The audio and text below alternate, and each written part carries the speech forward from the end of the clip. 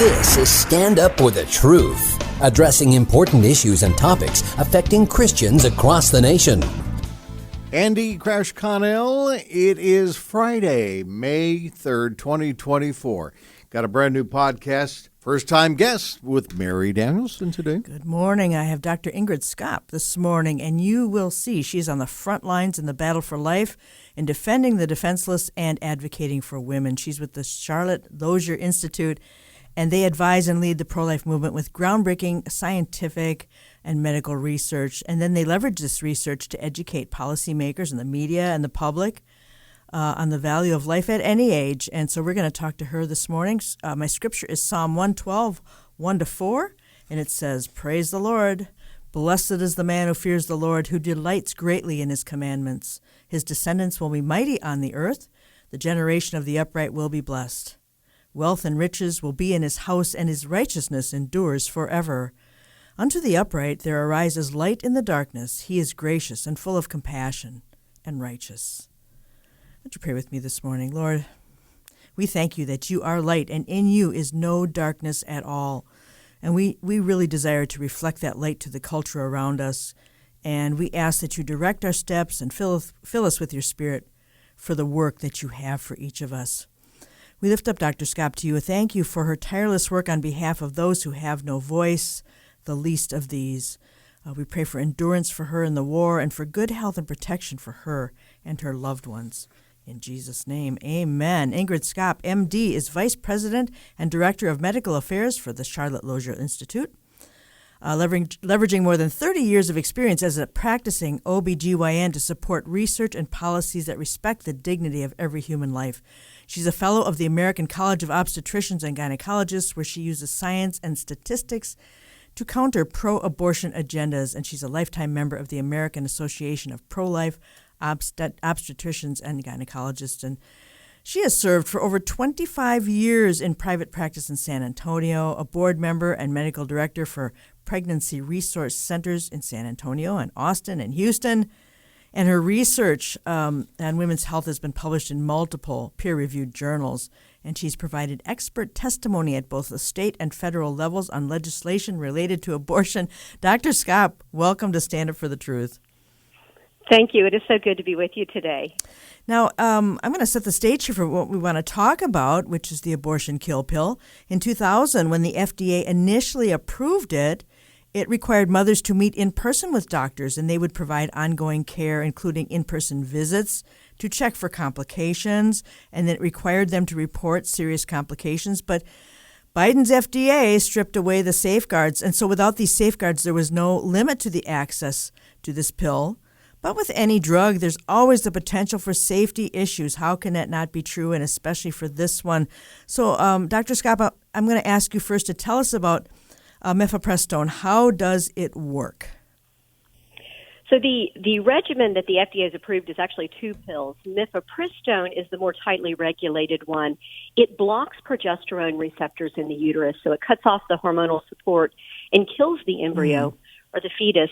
It's followed in about 24 to 48 hours by misoprostol that induces contractions to expel the tissue. Okay. It's a terrible experience for women. The average woman will bleed heavily for about 2 weeks. Almost half describe the pain as severe because their bodies are going into labor. And so many of these women will see their aborted child. The complications are high, 4 times as many complications as surgical abortions. And we see, you mentioned the initial approval. Even the initial approval was highly politicized. It was the Population Council that brought it over from France under President Clinton, and they approved it in a rush using accelerated approval regulations that required them to redefine pregnancy as a life-threatening illness for which there was no other treatment. So we can see that it's not to the benefit of women, but it benefits the abortion industry. It solves their staffing problems because they were having trouble finding doctors willing to kill. Is this the original of RU-486? That was its name in France. Okay. So yes, that is exactly the same drug. Okay.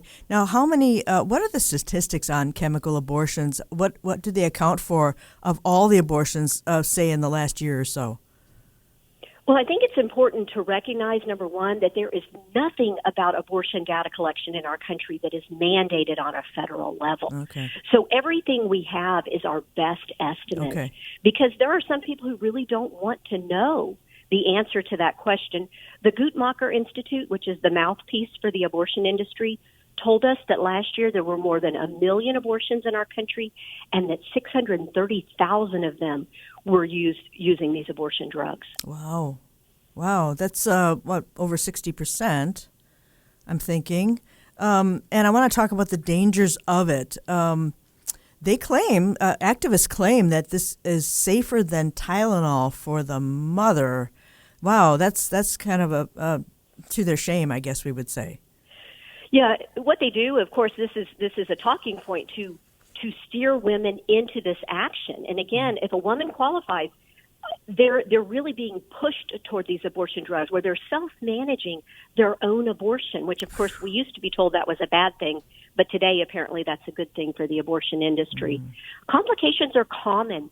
About 6% of women, even when used as required by the FDA, and we'll discuss that that's not being done anymore either, 6% will not be able to extrude all of the tissue. They will require surgery. About 15% of women will have a clinical hemorrhage. They bleed very, very heavy. Infection can happen, and in fact, there is a black box warning on the drug mifepristone. That's the FDA's highest warning, where they warn doctors that women can have a serious infection that can kill them without the standard warning signs of fever, elevated white blood cell count, and pelvic pain.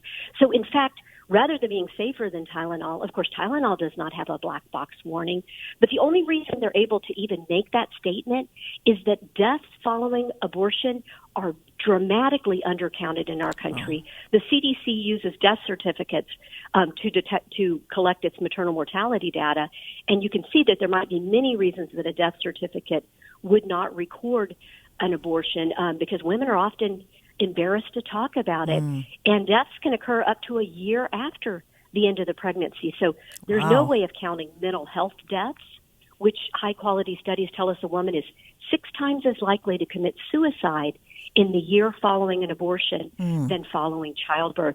But anyway, they compare those undercounted deaths that the CDC reports to Americans who die of Tylenol overdoses. So we can see how dishonest that statement is. Wow. Emergency room visits certainly, I would guess, would be up quite a bit with this. Do we know any numbers? I know like the numbers are difficult here, but emergency room visits are up with this drug? Yeah, absolutely. So the the FDA's own data did document that approximately 1 out of 25 women were seen in an emergency room following these drugs. But several things have happened to get even more dangerous. In 2021, as you mentioned, under President Biden, using the COVID pandemic as an excuse, the FDA removed all in-person supervision. So these drugs can now be ordered online. They can be sent through the mail. And we see now that we have states protecting unborn life, this was the plan all along. So doctors in New York State are mailing them into my state of Texas, injuring women. And, of course, those women have no abortion provider to return to. They probably never even knew who sent them the drugs in the first place because these are just websites. And so they have to go to an emergency room when they have a complication. I'm seeing more women injured by abortion drugs since Texas began protecting unborn life than I saw beforehand. So apparently that was all part of the plan. That is the reason, by the way, for the Alliance for Hippocratic Medicine versus FDA lawsuit that was recently heard by the Supreme Court. These are doctors like myself, Hippocratic practitioners who do not electively end human life, who are being called in to care for these women, to pick up the pieces when these abortions go awry. And we said it's inappropriate what the FDA has done. No ultrasound, no documentation of gestational age, no ruling out of a potentially deadly ectopic pregnancy, no labs to prevent future pregnancy complications by giving ROGAM and no face-to-face counseling to determine, is it even a woman ordering these drugs, or is it a sex trafficker? Does she know that there are alternatives, that there are 3,000 pregnancy centers in our country that would love to support her if she wants to give birth to her child? Does she know the risk? Of course she doesn't, because we don't even know the risk, because nobody is collecting that data. The FDA in 2016 said they didn't want to hear about any more complications unless it killed a woman. Wow. Well, in 2023, then, the 5th District Court of Appeals took up this case of Biden's FDA ruling. And this was a part of a lawsuit. And who brought that lawsuit? So that was the pro-life doctors, the Alliance for Hippocratic Medicine, and representing several pro-life medical organizations, the American Association of Pro-Life Obstetricians and Gynecologists, Christian Medical and Dental, Catholic Medical Association, Coptic Medical Association. Okay, all right. And then the Fifth Circuit Court, they reinstated some safety measures, limiting the use of the abortion kill pill to the first 7 weeks, ending mail-order chemical abortions, and requiring in-person medical visits prior to it actually being prescribed. So bring us up to date on this now. Who is Danco? And what is going on, or what went on in March when the U.S. Supreme Court decided to review the Fifth Circuit Court's decision? So Danco is the company that manufactures Mifeprex, the name brand of mifepristone. And again, it's the only drug they make. They were created by the Population Council specifically for population control measures through abortion. Did not know that. Yes, isn't that interesting? The history is fascinating, the eugenic and population control ideology behind it all. Yes. But so that's Danco. Initially, when the case went in the Amarillo court, the judge there found our data compelling. He said this drug should have never been approved and put an injunction on it. Of course, it went up to the Fifth Circuit, and they also agreed our data was compelling, but they said, it's been 24 years since it was approved. What we should do is put it back to where those safeguards were in place, like you mentioned, early, prescribed by a doctor, mandatory complication reporting, really common sense things, a follow-up visit to make sure that there have been no complications, an in-person visit before the drugs are given. It went to the Supreme Court, and I think we all can recognize that the United States Supreme Court has been beaten up over the issue of abortion. We saw in the wake of the Dobbs decision how their lives and their families were threatened. And the arguments at the Supreme Court were not so much about the data, but were about, do the doctors like myself who are caring for these injured women, do we have standing to bring a lawsuit? It was very interesting. Justice Alito asked the government's attorney, if these doctors don't have standing, who does have standing to bring a lawsuit against the FDA? And her answer was, no one has standing to bring a lawsuit against the FDA.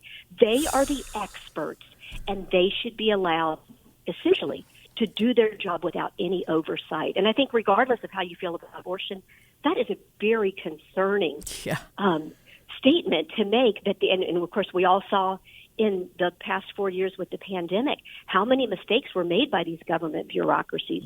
They must be subjected to oversight. But unfortunately, I'm a little concerned that the justices, in order to avoid ruling on another abortion case, which of course is going to initiate quite a bit of drama, that they may be tempted to say that we don't have standing. But I'm praying for courage. I'm praying that they address this issue. It's very, very important. And we need to do the right thing regardless of where the chips fall in this country. Yeah. Wow.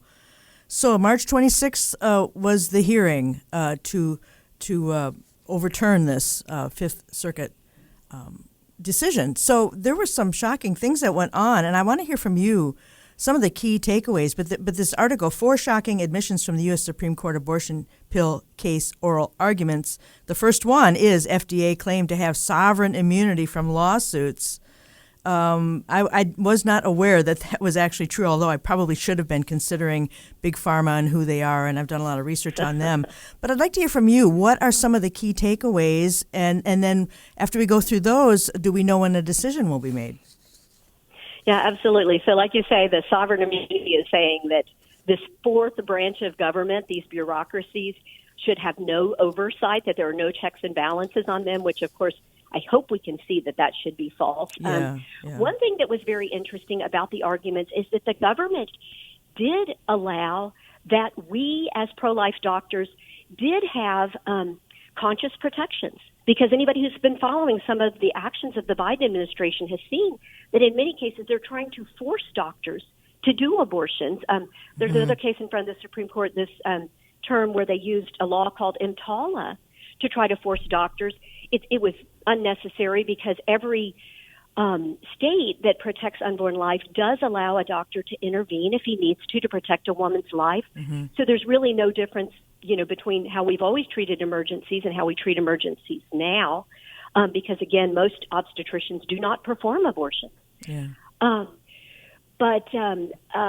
So that was good to hear that they were saying that we should have conscious protections, but they also don't understand how medicine works. If I'm the doctor who's on call in the middle of the night and a woman comes in hemorrhaging and I need to take her immediately to the operating room, I don't have time to call in a pro-abortion peer. Right.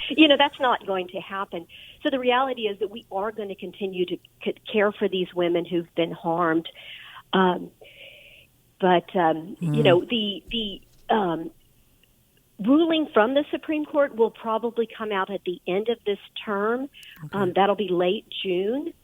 But again, the decision, even if they've already voted, they can always change their mind. Oh. So until that ruling comes out, there is still the opportunity for courage and for changing their mind in support of protecting human life. I would say that even if the Supreme Court does rule with the Fifth Circuit, putting those safeguards back in place, this does not take the drugs off the market, but it does put the guardrails back in place, which will make it safer for women. Of course, not safer for that child who's killed. And we really, as a country, need to start having the conversation about how many ways abortion harms women. But the very first thing we need to do is start protecting some of these women, because they do have, in many cases, horrible complications. And how many women are at home alone in pain, seeing their child, being told not to talk about it. So we've got a generation of women that are just being emotionally damaged because of what the FDA has allowed. What a disaster on every possible level. And these 4 shocking admissions, one of them says FDA portrays tens of thousands of abortion pill ER visits as small. I'm guessing numbers don't matter to them. This is all about pragmatism. I mean, to put it mildly, I guess, but so it doesn't really matter if you bring statistics, right? Well, I exactly. And I'll tell you about that. I think what we've seen is that the ideology, the goal of ending unborn life, obviously is trumping the collateral damage that women are suffering. Yeah. But let's talk about these numbers. Again, 630,000 chemical abortions last year.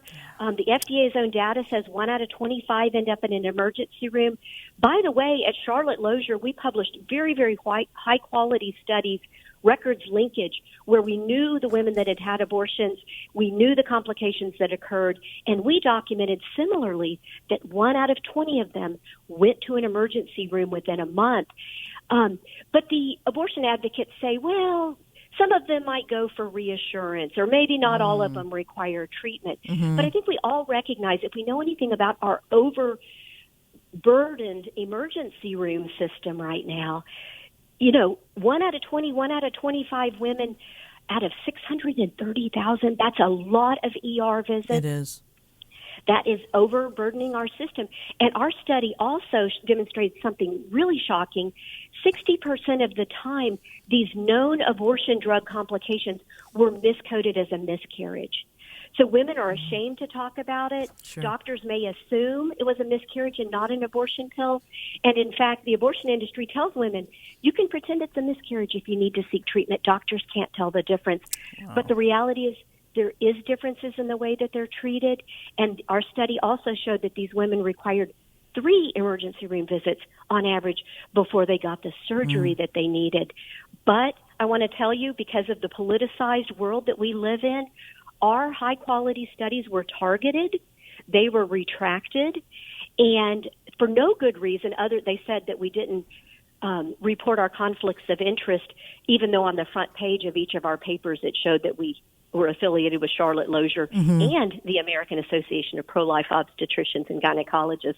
So obviously, if anybody wanted to know if we were pro-life, it was right there on the front page. Yeah. But now we've got this ideology that says pro-life researchers can't do good research, and of course, the same standards don't apply to the pro-abortion research, which is all the other research out there. But this is the world that we're living in. If you put out data that does not promote the ending of unborn human life, you were targeted. Yeah. So here we are. Wow. I'm speaking with Dr. Ingrid Skop, LozierInstitute.org, if you're interested in looking at the research and reading some articles on this. Here's another one. Dr. Skop, Judge Clarence Thomas grilled Danco attorney Jessica Ellsworth on why the FDA did not take into account the Comstock Act, a federal law which prohibits the mailing of abortion-inducing drugs. And now this abortion pill manufacturer says that restricting sales is going to injure their business. Oh, my. I can't drum up any sympathy for that. But what about the Comstock Act? What are your thoughts on that? Well, the Comstock, I'm not an attorney, but I know it has been discussed. It's an older law that prohibits mailing anything that could perform an abortion. So it seems to me quite clear that mailing these drugs in the mail, in addition to being very, very poor quality medicine, no medical supervision, is illegal. But we all recognize we live in a country right now where the federal government does not necessarily desire to follow the law if it conflicts with their ideology. So there may be a point in time when we can use the Comstock Act to regulate these drugs, but right now I'm telling you, they are everywhere. There are dozens of websites that will mail these. And in fact, as I mentioned, some of the blue states like New York, not only do they have abortionists breaking the law to mail them, they have passed what they call shield laws protecting their abortionist.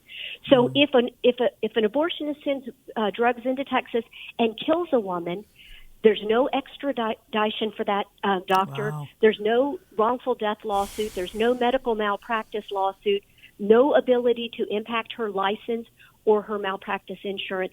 So they're going totally the other way. Half of our country is trying to protect unborn life.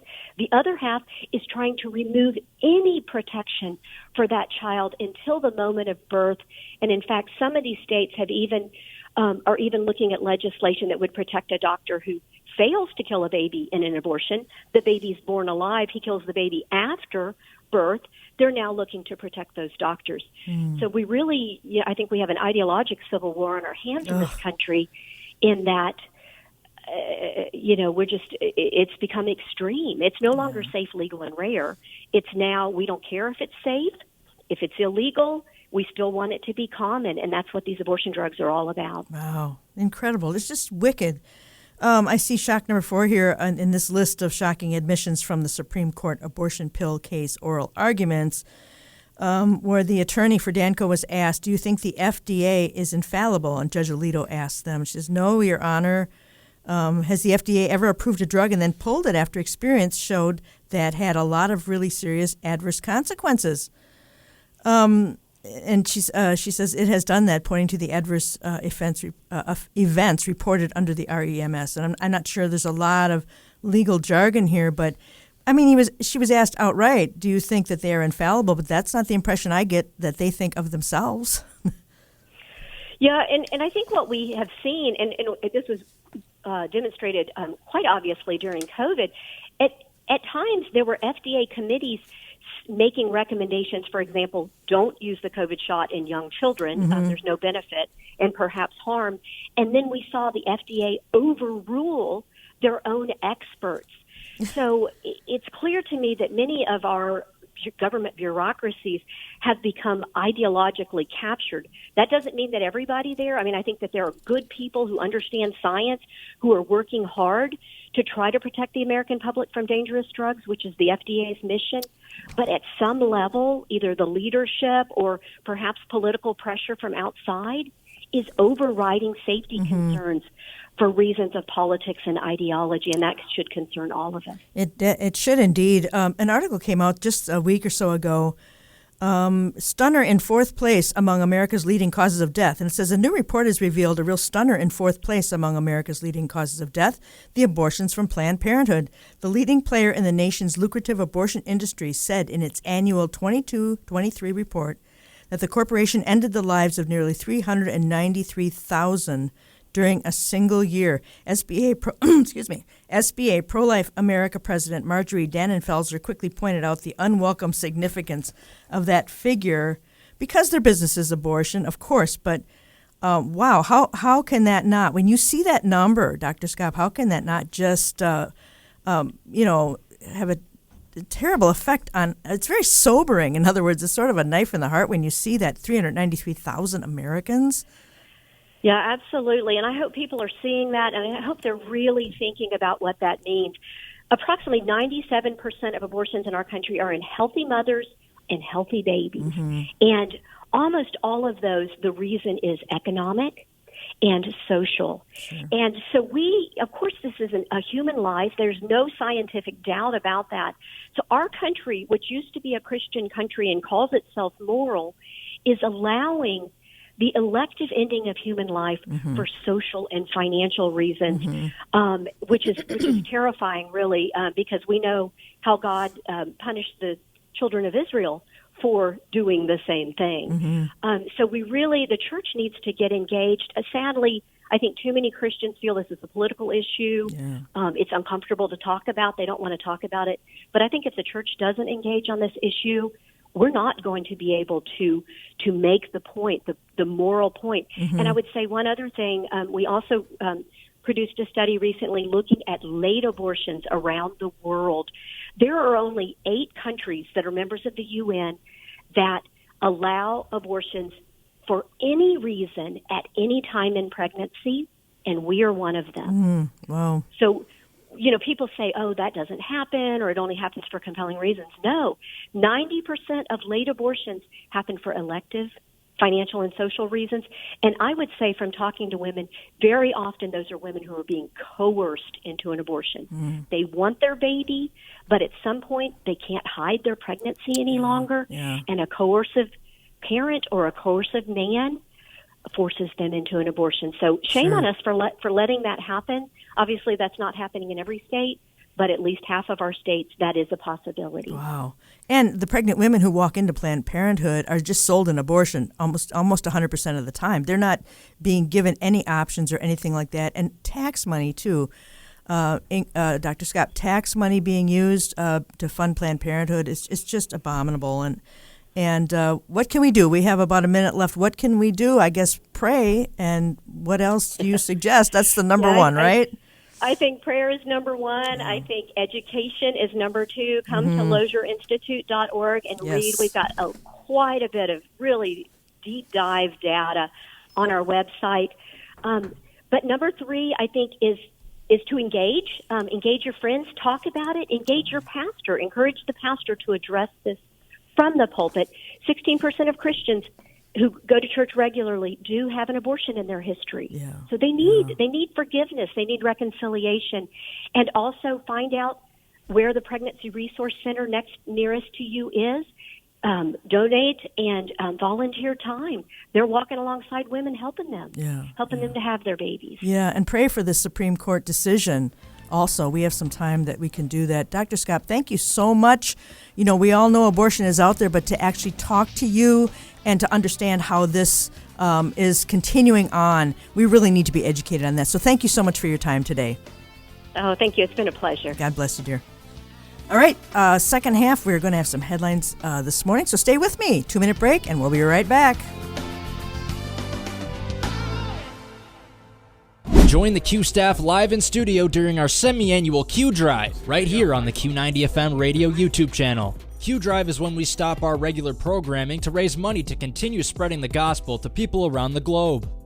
Fun interviews, fellowship, and a deep dive into the gospel is all on tap for Q Drive Live. You can donate via Super Chat to get involved in the conversation, or go to q90fm.com/pledge. Q90FM presents the Police Lights of Christmas, helping over 70 police departments across Wisconsin. Each department is going to leave this night with a box full of thousands of dollars worth of gift cards. Visit lightsofchristmas.us. Police Lights of Christmas, a ministry of Q90FM. Feedback, questions, and topic suggestions are always appreciated. Email us at comments@standupforthetruth.com. Welcome back to Stand Up for the Truth for this Friday, May the 3rd. Got some headlines in this half, and I want to open up with this morning's headline. Israeli warplanes strike Damascus as Iran tensions still on edge. So just because Israel's not in the headlines as much, and we're talking about those students on campus and the trouble they're causing, this is a new development on the outskirts of Damascus on late Thursday. And the article says this fresh Israeli aggression could be another targeted assassination operation against Iranian generals or IRGC officers. Well, we'll just have to wait to see what happens there, because Iran has definitely said don't try anything more. But, of course, they are going to do what they need to do, and I think we all agree with that. So I want to dive into something called the UN 2.0 coming this fall, from a very lengthy article out there from Prophecy News Watch. And it's no secret how useless the UN has been since its founding to actually either be a global governance facilitator or actually, how about this, serve the people of the earth in any useful manner beyond their globalist, Marxist, dictatorial aspirations. Well, recently, the UN Secretary General announced his vision for a modernized UN. He intends to unveil it at the Summit of the Future on September 22nd and 23rd this year, and this has been in the planning for a while, since 2022. The agenda behind the agenda, well, it's to complete Agenda 2030 and implement the Sustainable Development Goals, or SDGs, which are failing. Oh, that's too bad. Only 12% of them are on track to be completed, with many stalled or going the wrong direction. Now, he's lamenting that their goal of implementing all of them by 2030 is unlikely at this point. And so this summit, I guess, is intended to pour some accelerant on that process and to take some decisive action. So I want to call your attention to portions of it. It is very long. UN 2.0 coming this fall, setting the stage for global government. It says a UN document on the Summit of the Future entitled "What Would It Deliver?" We all have that question. Discusses the concept of an updated UN and what it would mean for the future. It's about upgraded expertise in innovation, data, digital, foresight, and behavioral science to enhance UN systems results, help build similar member state expertise, and accelerate shared progress toward the SDGs. And most of that is absolutely gobbledygook. So we'll straighten out that curve a little bit for you, hopefully. This document calls for a global financial system that works for all. And now these SDGs, Sustainable Development Goals, there are 3 core elements. There are 17 of them. I'm not going to read them all. You can find them online. But the 3 core elements, in other words, what they will all fall into is economic growth, social inclusion, and environmental protection. And it has to do with no poverty for anyone, no hunger, no global citizen will go hungry, good health, guaranteed for all. I don't know how they can guarantee that. Quality education for all, gender equality, of course. It dives into all that. Clean energy, climate action, sustainable cities. And we all know what that means. 15-minute cities, that sort of thing, cyber cities. One of the other stated goals of the 2023 summit was to transform the entire international financial system by adapting the International Monetary Fund and World Bank to modern challenges. So they're going to get an upgrade too, apparently. I know this will cost an absolute fortune. Secretary General Guterres, he said these goals correspond with recent statements made by Guterres, where he called for a new Bretton Woods moment, referencing the infamous 1944 international agreement that established the IMF and adopted rules for governing monetary relations among independent states. And it would require each nation to guarantee convertibility of their currencies into dollars, which fascinates me because the dollar is on the way out. Depending on what you read here, CBDCs, global CBDCs, are next. Let me continue on with this article. It says, for those reading between the lines and seeing through the buzzwords, the language of these documents rings of globalist speak, intended to override or outlaw national and individual sovereignty in favor of world government. Simple enough. A new monetary system, a renewal of the multilateral system, all of this is designed to sell the public on the idea that the UN or some new international body is needed to take humanity safely into the future. In truth, we are likely to see more steps towards the creation of a one-world government at the summit of the future. The website notes that it will conclude with a pact for the future, which will be endorsed by heads of state at the summit. The outcome of the pact will be a world and an international system that is better prepared to manage the challenges we face now. And, of course, it's another piece in the shift towards a world government by unelected international politicians. This pact for the future. It says the aim of the summit is to accelerate efforts to meet our existing international commitments. In January, Germany and Namibia, co-facilitators of the summit, announced the release of the zero draft of the Pact for the Future. These proposals mostly repeat what is found in the UN's 75th anniversary document. Let's see what we got here. And the Common Agenda Report. The document makes it clear that the member states reaffirm the importance of a multilateral system, whatever that is. The draft says the UN will commit to a vision of a multilateral system. Boy, the gobbledygook here is amazing. And that the world must adapt to new forms of governance. So then it mentions a need for an emergency platform, get this, that would be activated in the event of, quote, such a shock that has an impact on multiple regions of the world, and according to the UN, requires a coherent, coordinated, and multidimensional response. Such a shock. What would that be? They claim it's going to be an environmental shock. Of what sort that would impact most of the world, I don't know. Of course, I'm going to suggest the rapture would be such a shock. But I want to camp here, this planetary emergency. There's a whole section in this article about that. And it's become increasingly used by the UN and aligned organizations to describe their belief that the planet is passing from various states of crisis to emergencies from which humanity might not return. I don't know why they are saying that. They have absolutely no evidence. They have nothing to stand on there because of its climate. They're just making it up anyway.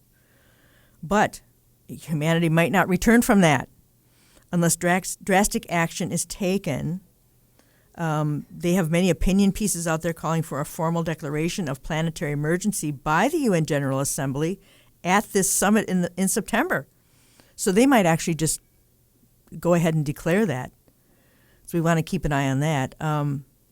The calls for a declaration of an emergency have also reached the White House. Last week, Bloomberg reported that the Biden admin is considering declaring a climate emergency. There you have it. The White House officials have renewed discussions about potentially declaring a national climate emergency that would unlock federal powers to stifle oil development. Surprise. The Biden administration has treated the climate crisis as an emergency since day one. If Biden does not declare an emergency, he would not be the first. If Biden does declare an emergency, he would not be the first president to do so. In fact, past presidents have declared national emergencies for various reasons. However, calls for a so-called climate emergency are unprecedented. Yeah, you think so, hey?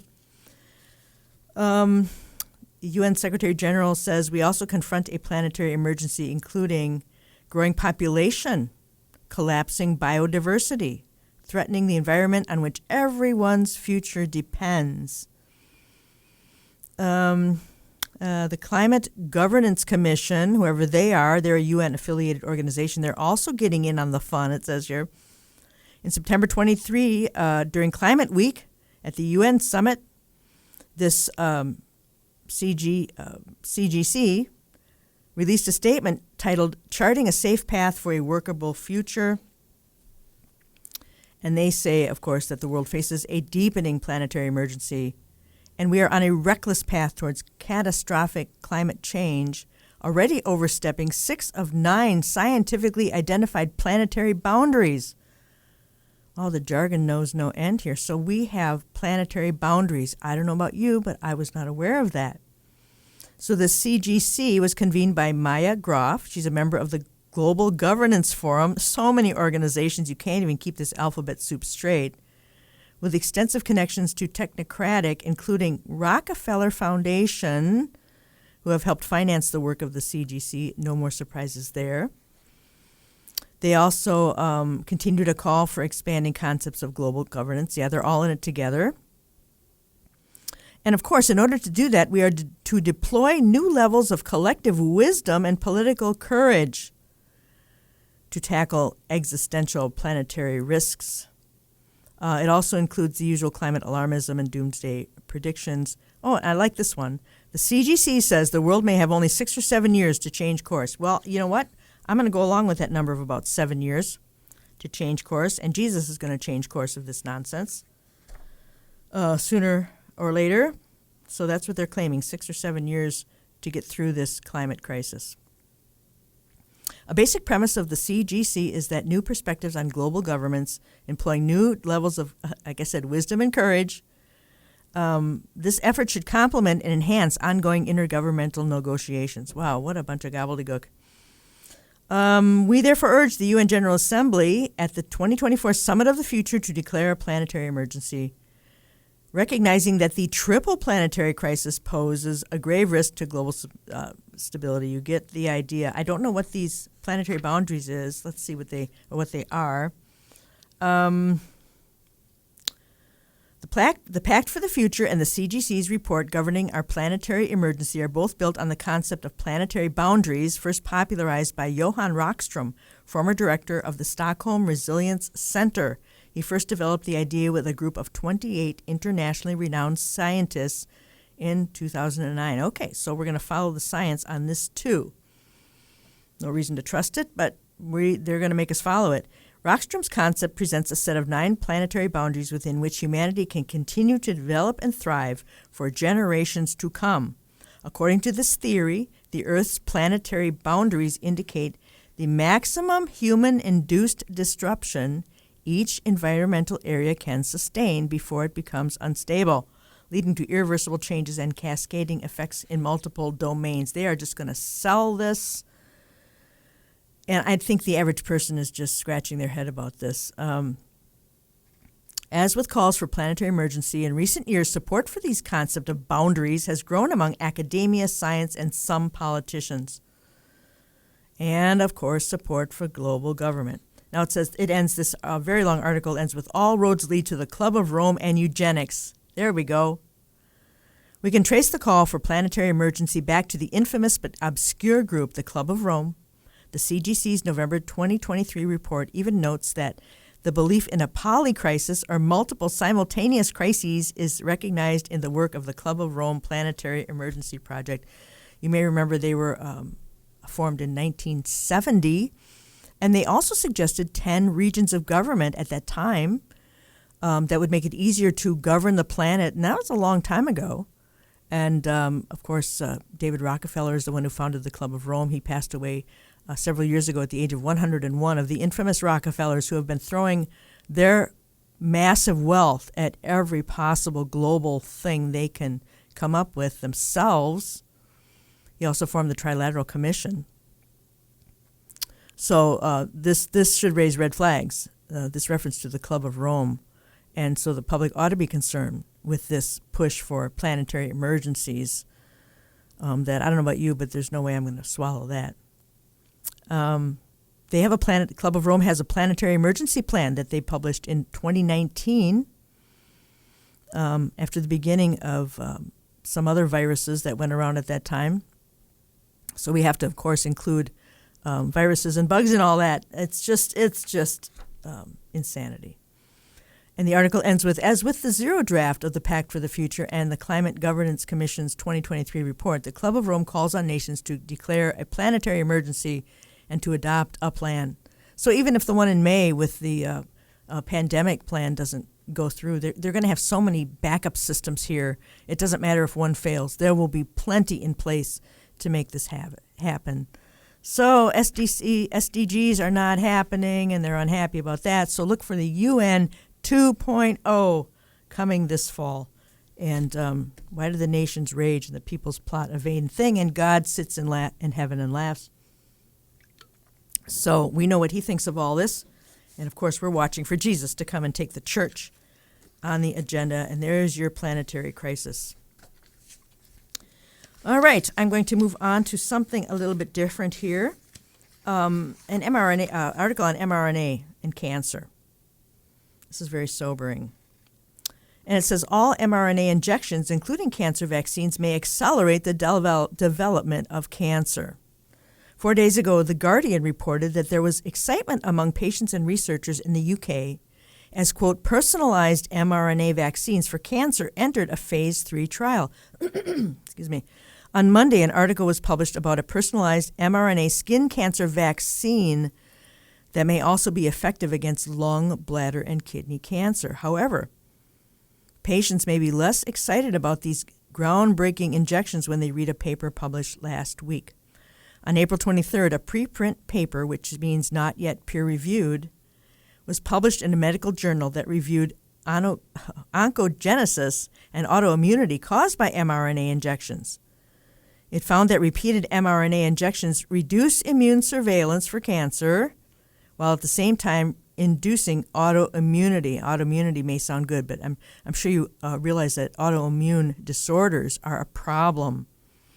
Autoimmunity is an immune response resulting from a failure of our immune system to recognize our own cells and tissues as self. It's when our body turns on us. The paper extensively reviewed the role of regulatory T cells, Treg cells, in the immune system with a particular focus on the disruption of their behavior caused by mRNA injections. Treg cells modulate the immune system and prevent autoimmune disease. They also suppress the immune response to cancer and have been shown to contribute to the development and progression of the disease. The paper found that post-vaccination, the subsequent spike protein expression may lead to a harmful influence on the immune system of the vaccinees and subsequent accelerated development of cancer and autoimmune. And the turbo cancers resulting from these mRNAs is just tragic. People are, and young people especially, are being diagnosed with stage 4 cancers just like that. It comes on so quickly. And how terrifying that must be. And Dr. Peter McCullough has an article, Oncogenesis and Autoimmunity as a Result of mRNA COVID-19 Vaccine. And this is real short. He says, every cancer registry in the world is up with new cases and documented rapid progression of disease, aptly termed turbo cancer. The trend line went up with the rollout of genetic COVID-19 vaccines. What mechanism could explain an injection of Pfizer or Moderna mRNA and the genesis of cancer? In other words, repeated injections of mRNA are taking down immune surveillance for malignant cells while at the same time inducing autoimmunity. So that's from Dr. Peter McCullough. And you can find research on that online, but it is not good news. Also, Dr. McCullough, he said expect an avalanche of COVID shot dementia. And this is also something that we are dealing with ever since these vaccines rolled out. Dr. Joseph McCullough, an expert on natural health remedies and avowed critic of the government-mandated COVID shots that were imposed on the American public, is now warning about the evidence of a high link between those shots and dementia. At his website, he discusses his research and research by others into the links, often devastating, that are being confirmed between the COVID shots that governments and corporations demanded citizens take, with some, as we all know, very bad outcomes. Among those is dementia and other related mental issues. And here's a quote. According to mounting data, one of the more serious side effects appears to be dementia. And this previously untransmissible disease may now be contagious, transmissible by the way of prions. And now we're getting into meadowbabble here that I don't understand.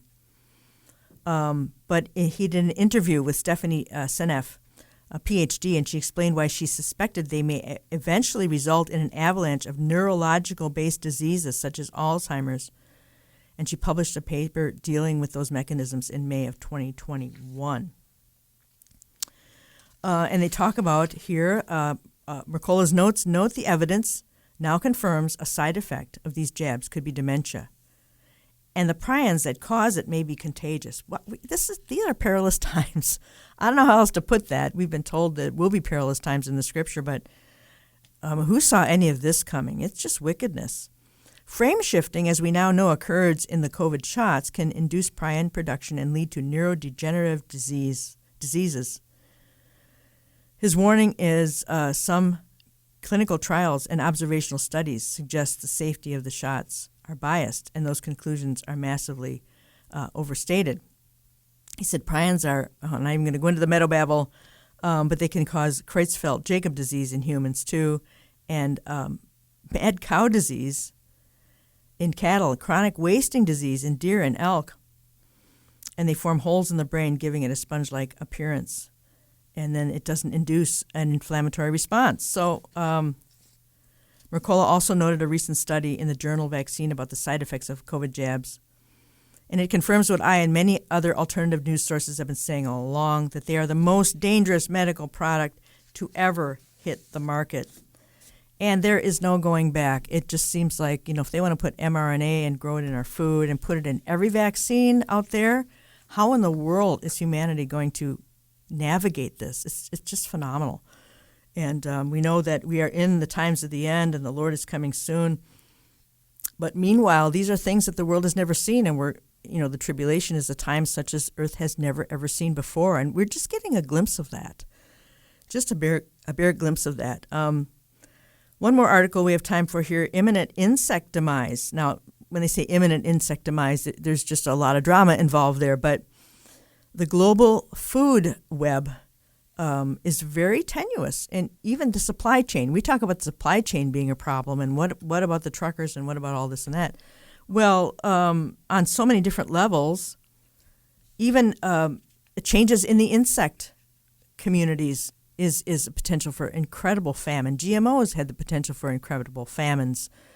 The newest report from the World Entomology Body is absolutely frightening. Buried in the late Friday afternoon news cycle, the most recent annual assessment available of insect health indicates that loss of whole insect communities is imminent, which will have disastrous effects for the global food web.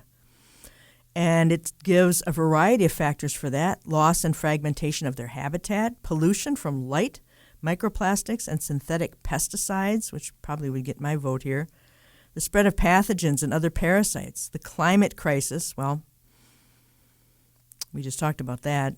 But it says these stressors drove the demise of the world's insect biodiversity.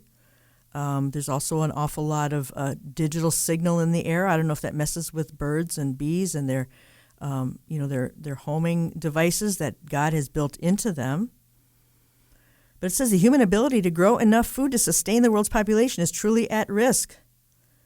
These significant declines in populations of managed and native bees and other pollinators are destroying production agriculture. Ken Chandler, Director of Agricultural Studies at Iowa's Gadwell University, says it's going to result in billions of dollars of economic losses to the sector, at the very least, and the national economy by the end of the 2024 growing season. And he says our ability to grow food is no longer a given. You think prices are high now?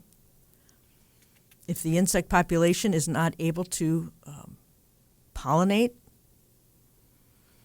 and he talks about, it goes on to say flowers and pollinators have a close relationship, and we all know how that goes. We saw some bees yesterday in our yard, and there are very few flowers out already. It's a little early here up in the north, but I had some pansies on my deck, and the bumblebees were going after them with their minimal amount of pollen.